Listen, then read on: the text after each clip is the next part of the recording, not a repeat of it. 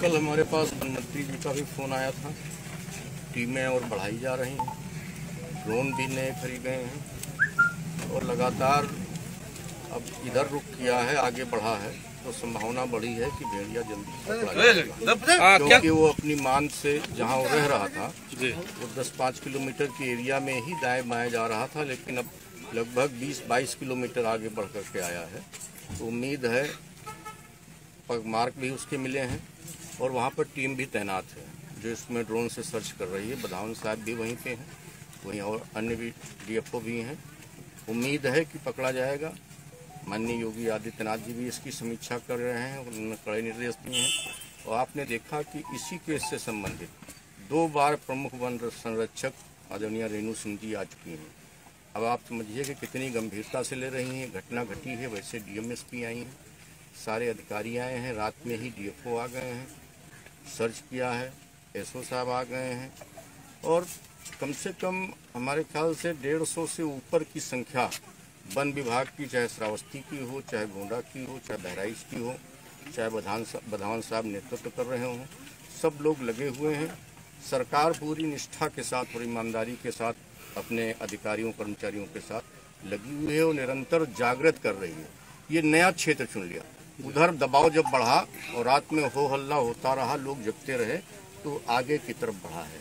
अब आगे की तरफ बढ़ा है तो उसके पकड़े जाने की संभावना भी है। विधायक जी, आप जो बंदूक लेके चल रहे थे उसके ऊपर जो है अखिलेश ने तंज किया, उस पर क्या कहना चाहेंगे?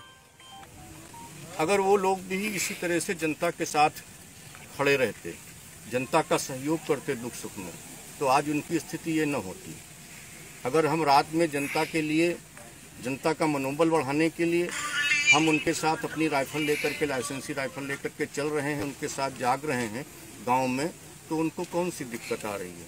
क्या वो समझते हैं कि हम भी एसी में बैठ करके वहीं से आदेश निर्देश दें, वहीं से पार्टी चलाने का काम करें, वहीं से पार्टी के कार्यकर्ताओं को निर्देशित करने का काम करें? यदि मैं नहीं घूमूंगा तो हमारे कार्यकर्ता क्यों घूमेंगे, हमारे सहयोगी क्यों घूमेंगे, अधिकारी और कर्मचारी इतनी तन्मयता से कैसे लगेंगे?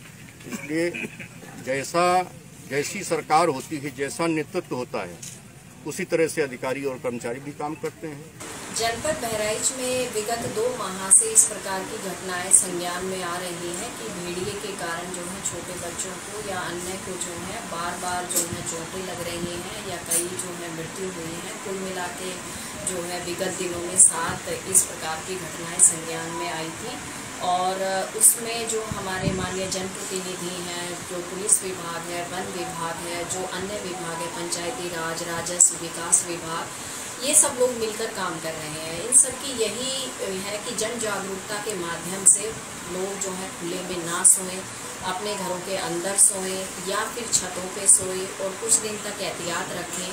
वन विभाग भी लगातार प्रयास कर रहा है, उसमें टीम में सफलता भी मिली है और इसके साथ साथ जो बाकी बचे हैं उन पे भी ड्रोन से निगरानी की जा रही है और लगातार उसकी ट्रैकिंग की जा रही है।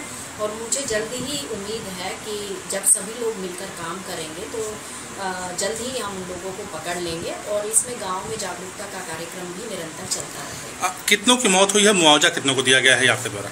मुआवजा जो है जितने भी प्रमाणित हो गए थे उन सबको हम लोगों ने दे चुके हैं, 4 लोगों को दिया जा चुका है और बाकी जो है 2 में अभी कुछ अलग से रिपोर्ट आनी बाकी है। जब वो रिपोर्ट आ जाएंगी तो उसके बाद भी उनको दे दिया जाएगा। और इसमें जो शासन है बहुत संवेदनशील है, लगातार पीएम की रिपोर्ट आने के तुरंत बाद जो है वो उनको मुआवजा दे दिया जाता है और हम लोग पूरी तरीके से प्रतिबद्ध हैं कि हम कोई भी जो है धनहानि जनहानि किसी की नहीं होने देंगे। कितना मुआवजा दिया जाता है? इसमें 5 लाख रुपए की धनराशि दी जाती है।